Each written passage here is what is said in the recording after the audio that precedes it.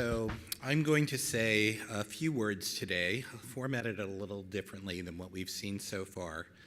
I'm also going to ask Bill to step up and say some words after I'm finished. In speaking with Bill recently, he's been through a lot over the last few years, and each time I've gotten a chance to spend time with him, I'm struck with the expansion of his vision, the clarity of his vision, and a remarkable sense of faith and spirituality that has come into his daily life and the way that he speaks about his life. So I'd like to ask us all to think about what we're doing today as a kind of binding ceremony. And I think that particularly the honorary award that NCECA bestows is particularly important because essentially we're recognizing people like Clayton and Ed and Joe and Bill and binding them to a great tradition of terrific artists who have come before them, both in their own lifetime as well as to the great legacy of historic ceramics. So, in the Tang Dynasty around the year 700, the great poet Li Bo wrote a now famous poem called Letter in Exile. It discusses the relationship with an ancient friend, So Kin. We learn in the poem that they have had a lifetime connection that cannot be broken, though they have actually been together only a handful of times. Reflecting on this, Li Bo writes, "What is the use of talking? There is no end of talking. There is no end of things in the heart."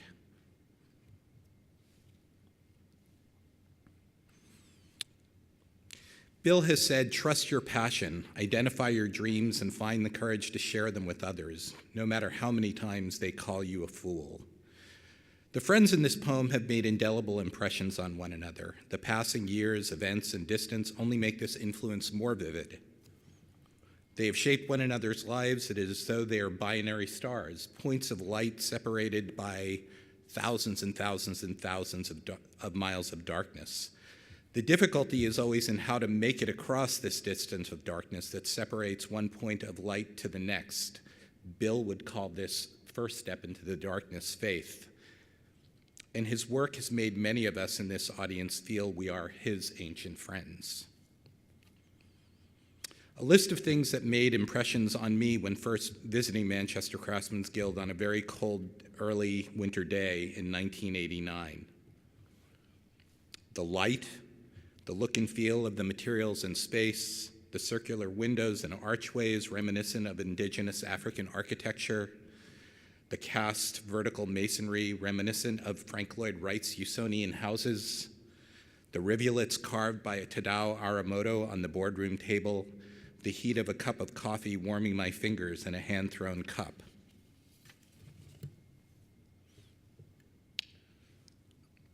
So Bill was born in 1947 in a neighborhood not too far from where he lives and works today.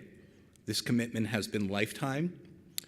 He grew up during the civil rights struggle in Pittsburgh, lived through the riots following King's assassination. He describes his time in high school as an era when he felt detached from life and education. And it was while attending David B. Oliver High School that all began to change, by building a relationship with an incredible teaching artist and art educator named Frank Ross. And it was really Ross's mentoring that was instrumental in Bill's decision to attend college. And in fact, Ross assisted him with gaining admission to the University of Pittsburgh on a provisional basis. In 1969, despite that provisional admission, Bill earned a bachelor's degree in American history and foreign relations and graduated cum laude. While attending college in '68, Strickland first founded the Manchester Craftsmen's Guild to bring arts and education and mentorship to inner city youth in his neighborhood. In '72, Strickland assumed leadership of a struggling building trade school located near the Guild. Over the years, this school, known as Bidwell Training Center, has evolved to offer programs in fields ranging from horticulture to medical technology. Currently, this is a nationally accredited and state-licensed adult career training program. Additionally, there's a world-class jazz program at Manchester Craftsmen's Guild that does recordings and live concerts I think there have been 6 or 7 Grammy Awards recorded on the MCG Jazz label. Strickland's powerful fusion of mentorship, education, beauty, and hope creates a safe space in which students, young and older, can feel comfortable learning. He's been so confident in this vision that he founded the National Center for Arts and Technology to create similar educational environments across the United States and more recently the world. Currently, there are affiliated centers in, to name but a few, Cincinnati, Cleveland, Grand Rapids, San Francisco, Sharon, Pennsylvania, and Israel, with others on the way.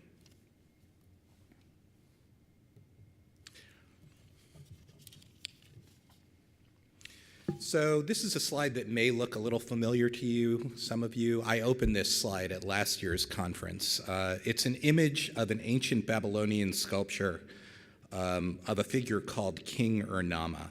King Ur-Nama was the first king of the 3rd dynasty of Ur. He was responsible for the restoration of old temples and oversaw the extensive construction of new temples and step temple towers known as ziggurats, which actually appear in Kirk Mengus's work that we'll hear about later, perhaps. Why is he carrying this basket on his head? It's full of mud. He was always depicted in the lowliest of roles, carrying the mud to make the first brick for the construction of a new temple, demonstrating piety in the presence of the gods. The king was known as a humble servant. His first act of labor is a reflection of this deep piety. It's been written that Bill is in the business of hope. I associate this image of Ur-Nama with Bill because he is in the business of building temples, but they're temples of the human imagination, centers that make us feel welcome and encourage us all to be creators and agents of our own interconnected futures.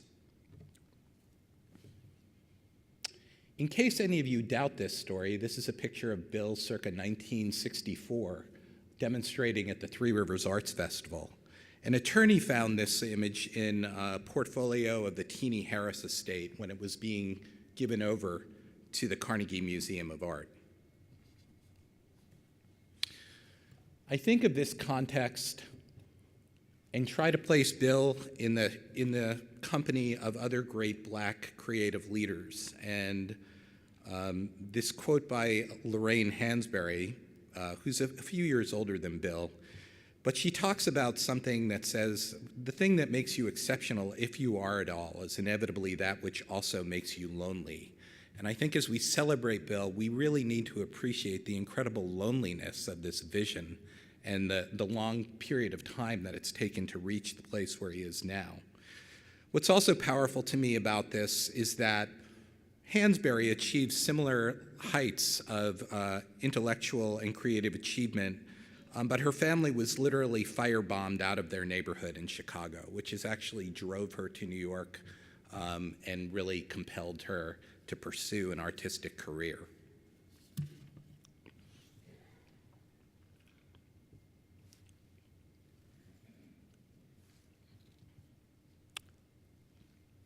A similarly, I think, inspirational quote from Bill.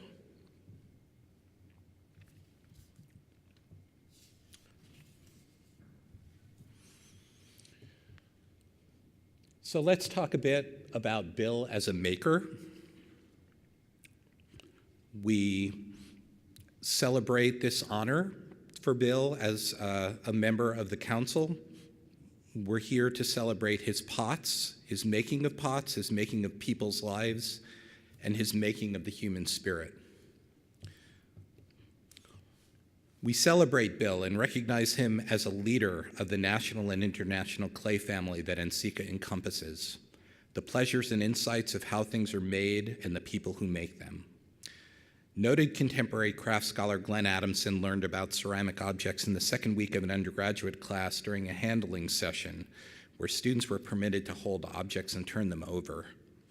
He describes handling a 1,000-year-old Korean dish in his hands and a moment in which everything changed. On the underside, he felt the fingerprints of the potter who had made that object centuries ago. He could trace his own fingers in the same spots where the potter initially touched the clay, almost sense the pressure that had been applied. It was the electric charge of falling in love with an object. With this award, we too connect Bill's life to pottery of the ancients, but also to his contemporaries like Edward Eberly, Don Wrights, Val Cushing, Clayton Bailey, Peter Volkus, June Kaneko, Viola Fry, Betty Woodman, Magdalena Dundo.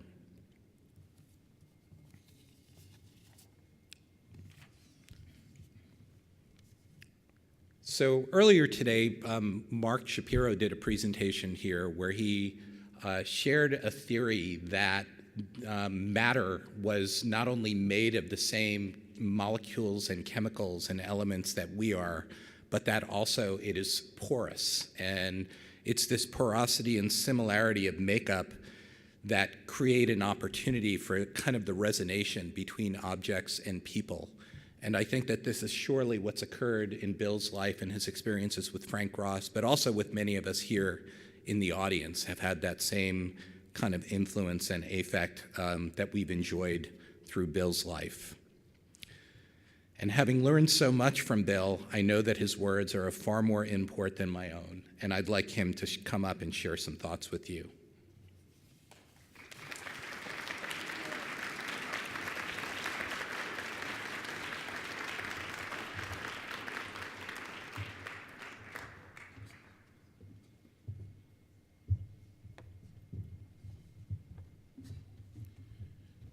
Thank you for the recognition, but more importantly, thank you for being who you are as people and as human beings.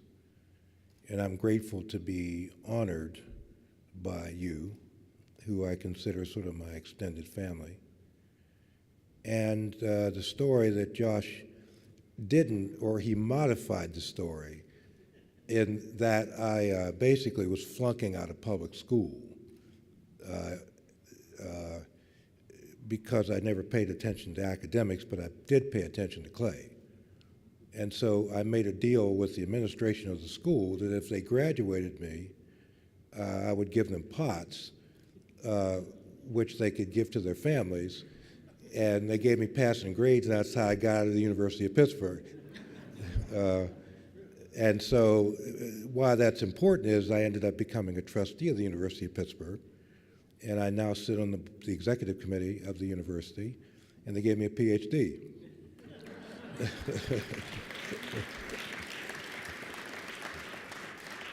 And at my commencement address, I said, don't give up on the poor kids. It might end up being the commencement speaker. And that's my message to you guys. I think there is magic in clay. I know there's magic in clay. But at the time, I didn't appreciate how profound the effect would be on my life.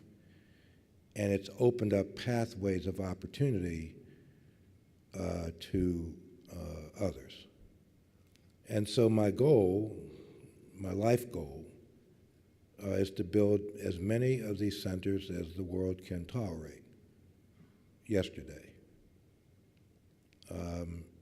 My mother, God bless her, who had lived to see that building that Josh showed you some pictures of, implanted a gene at the base of my brainstem that prevents me from blocking out images of human suffering. So when I see the kids dying in their mother's arms in Puerto Rico of hunger, I don't sleep so well. And I want to do something about it right now. I'm not a mathematician, certainly not an academic, but I was given this vision by my mother, enhanced by Frank, that we could use this medium called clay to literally change the world. And as it turns out, I don't think I'm alone. Look at all the people in this room who are drawn to this place, not because they have any illusions that they're going to get wealthy making pots, but yet everybody's here. And I think that the secret sauce is the revelation that you somehow have come to by many varied paths that life indeed is worth living, and that we can profit from our history but more importantly, I think we can profit from creating a world that we all can live in and stop this suffering. And I'm making literally a bet with my life that I'm right. I mentioned a day or two ago, I'm a survivor of a lung transplant 2 years ago in a couple weeks. And so I got new lungs. And I made a deal with a higher power, he or she, and I said, if you spare me, I'll devote my life to the alleviation of human suffering. And apparently so far my offer has been accepted. And I mean it. And when I was in the hospital, the people said, you have a radiance about you. And I said, yeah, that radiance is from the inside out, not the outside in. And that I probably do glow with the joy of being spared to make a difference. And one of the things I held on to as all these drugs were going on in my head was getting back to Clay. That was one of the motivations that literally kept me alive. The other was more magical. In the audience is one of my board members, a guy named Scott Lammy, who ran across a fellow who is the physician to His Holiness the Dalai Lama. And I happen to know the Dalai Lama because I spent a week in global spirituality with him in a place called Wadzel, Austria. And Dr. Curzon came to Pittsburgh, and he walked into our center, which you saw pictures of, and he said, where in the world did this come from? And I said, it came from my pursuit of the light from the dark. He said, well, His Holiness has always wanted to build a center like this. If I were able to get you a personal appointment with His Holiness, would you come? And I said, yeah, I think I can squeeze him in. And so right now, I think it's odds on that I'm going to sit down with His Holiness to build a temple of light. Because he said His Holiness was never ever to figure out how he could put into concrete and wood his desire to stand in the light, but you have. And so I think a partnership between the two of you could be an extraordinary event. And I think it's going to happen.